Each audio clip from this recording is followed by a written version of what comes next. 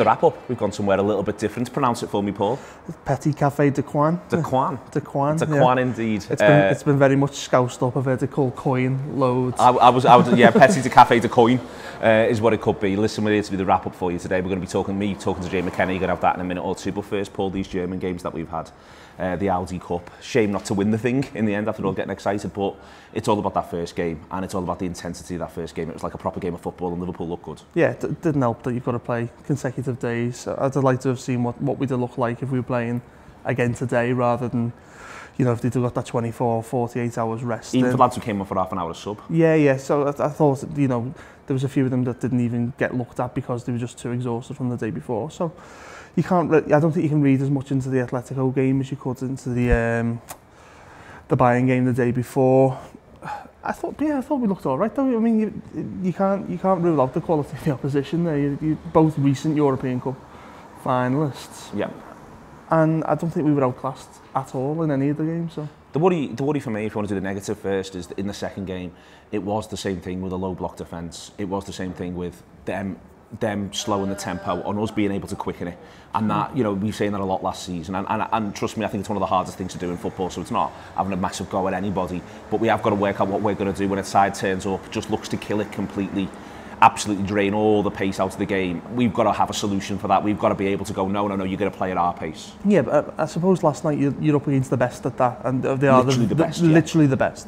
So that's the acid test, and you scored against them, and all right, we go on and lose on penalties, but in that situation where you're chasing a lead against Atletico Madrid, there's not many sides that wouldn't take a draw. Yeah. You know, you'd be glad just to get one back, let alone two. Yeah, just scoring past them's a feat in itself. You know, you've got. I know they didn't have all black in goal, and there was a few lads missing, but you know, we didn't have Coutinho or Sane on the pitch. They were bringing their good lads on as it were on. The first game was the game that absolutely got you going. I thought that we were absolutely fantastic against Bayern. The pace of us is just scary.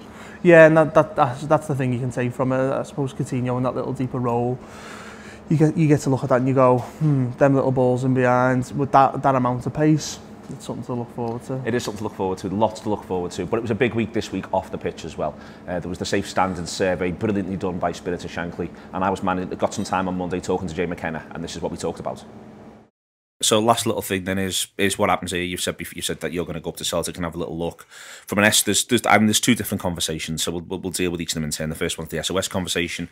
The SOS conversation is you're going to be looking into it from a Liverpool specific point of view next, I presume. But there's not a ticking clock on that. No. You're not trying to force this through in the next 6 months, 3 months, 1 month. It's the idea that this is an ongoing process. From a Liverpool point of view, it's going to take some time. Yeah, there's an entire other process, I think, to talk to people about whether it ever should be in place at, you know, Liverpool or elsewhere. I think, you know, we will just take a period of time to reflect on the results, break them down a bit more, see what the numbers tell us. I'll enjoy a couple of weeks of not thinking about numbers and worrying about turnout and watching my phone go absolutely ballistic as it has today. But, you know, engage and have deep conversations with people who are involved. You know, no doubt a conversation with the club and talk to them about the results. But also, we're all, you know, the season's back. A couple of people have been to pre-season games. We're about to all be back in amongst the boozers that we're in, having conversations, having chats. Now's the time. Let people, you know, let them sit with the results, see what they make of it. You know, have conversations, and we'll pick it up on an appropriate point. You know, we've made a decision on whether we're in favour of it, and that's fairly decisive. But, you know, I think the conversation about Liverpool and Anfield particularly, you know, you're right, it's not time sensitive, but I think it's inevitable it will happen. And on the national scale, again, we've discussed that the tone that you want people to take and that sort of thing. But there is, you know, you're in touch with other supporter groups, with the FSF. There is the desire for people to maybe begin to accelerate this process, begin to sort of involve government. Government's very busy at the minute. What were they trying to deal with? Lots going on. With one specific I thought I was busy. But it is, you know, that, again, the same sort of time should be taken from a Liverpool point of view, but that nationally, you know, it might be that this issue gets talked about, not just for the next week, but it's sort of the backdrop to football culture conversations for the season to come. Yeah, it's a significant step. We know that this is, you know, I won't say historic, but, you know, it's huge in the development of the discussions on rail seating. You know, that's judged by the response I've gotten today to people wanting to pick this up. I think you're right, it's important. I think the thing it does within that, though, as well, is it means Liverpool supporters and Hillsborough are no longer just referenced, but are actually talked about and involved in this. Because, you know, for too long, we've almost been seen as a reason not to do it, or that if we say, yeah, it can all just happen and no one needs to ever speak to them again. You know, I think this has shown, you know, we've set out a position. It's now important to think that others take that argument and discussion forward with their football clubs.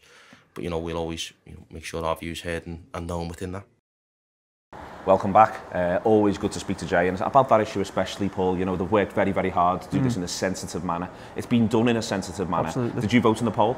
No, well, no, I did. Actually, I did. Yeah, and to be honest with you, I voted in the poll, and I've come away from it with I suppose more questions than answers. That I had a chat with my dad, who was at Hillsborough in one of the more difficult pens that day, and it was. He sort of gave me a different perspective on it, so it gave me more to think about. There's so many questions still to be asked. I think. I mean, my opinion is yes, I like the idea of it, but then I also look at how far the game's come since standing was introduced. So, me, I'm still if I'm ticking a box, I'm still a bit undecided on it. And that's perfectly fine. I mean, that's one of the things that comes through in the poll is that, you know, it's an emphatic outcome on the one hand, but there are people who are undecided, and as long as those people are continually sort of consulted, and that's something that Jay's been pushing, and Spirit of Shankly have been pushing. So I think it's there's better informed people who are asking the right questions and are doing the right research. I mean, no one's just doing this off the cuff. Shall we roll a dice here? This has been a properly researched thing, which has proven to be safe on the continent and up in Scotland. So I'm sure I'd like to think these guys know what they're doing, and if Spirit of Shankly are behind it, then I sort of trust their judgment. Indeed. Listen, we had the shirt winner was Sagar Barua. I'd like to have the shirt here, but we've already sent it to him with a stunning display of efficiency for the Anfield wrap offers. Hitherto unprecedented, frankly. That shirt's already out in the post. Honestly, he's been on all week. He's been getting loads done around the place. That's why I've had to come up here, get a break.